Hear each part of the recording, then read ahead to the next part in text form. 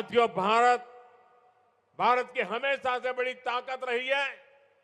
मुश्किल समय, कितना ही कठिन समय क्यों ना आए, मुश्किल के समय हमारा देश एकजुट होकर खड़ा होता है। बीते कुछ समय से आप देख रहे हैं, दुनिया के कई देश युद्ध, अशांति और अस्थिरता से घिरे हैं। वेस्ट एशिया में जो हालत बने हुई है, उनका असर पूरी दुनिया पर है। ऊर्जा जरूरतों की, डीजल, पेट्रोल और गैस की दिक्कत पूरी दुनिया में बढ़ गई है।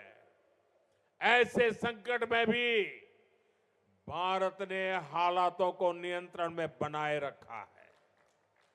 इसके पीछे देश की सफल विदेश नीति और देशवासियों की एकजुटता की सफलता की ताकत है।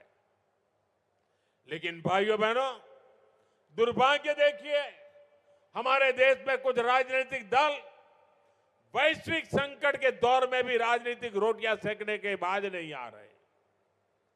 इसी सियासी षड्यंत्र में सबसे आगे कोई है तो कांग्रेस पार्टी है। आज जब देश को एकता और एकजुटता की जरूरत है, कांग्रेस के नेता देश को बांटने में लगे हैं। आज जब देश को भरोसे की जरूरत है, कांग्रेस भय और अफवाह फैलाने में लगी है। आज जब देश को संयम की जरूरत है, कांग्रेस लोगों को उकसाने में जुटी है। राजनीतिक गिद्धों की तरह कांग्रेस इंतजार में है कि कब देश परेशानी बढ़े और उसके बहाने उनको सियासी फायदा मिले।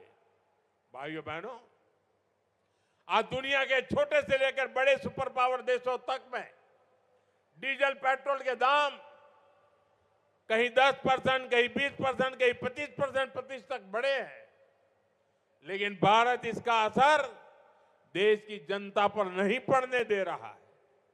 कांग्रेस को सहन नहीं हो रहा, इसलिए वो लगातार अफवाहें फैला रही है ताकि देश पे डर का माहौल बने और लोग पेट्रोल पंपों और गैस एजेंसियों पर लाइन लगाकर खड़े हो, अव्यवस्था फैल जाए। उसे लेकर ये लोग दुष्प्रचार करें, ये इनकी मंशा है। साथियों, सत्ता से दूरी कांग्रेस पार्टी को बौखला कर देती है।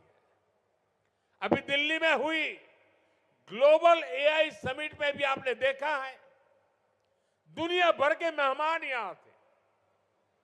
दिल्ली की एआई समिट की पूरे विश्व में प्रशंसा हो रही थी, लेकिन कैसे विरोध के लिए कांग्रेस के लोगों ने अपने कपड़े तक फाड़ दिए। इनकी कोशिश थी कि दुनिया के सामने भारत की छवि खराब हो।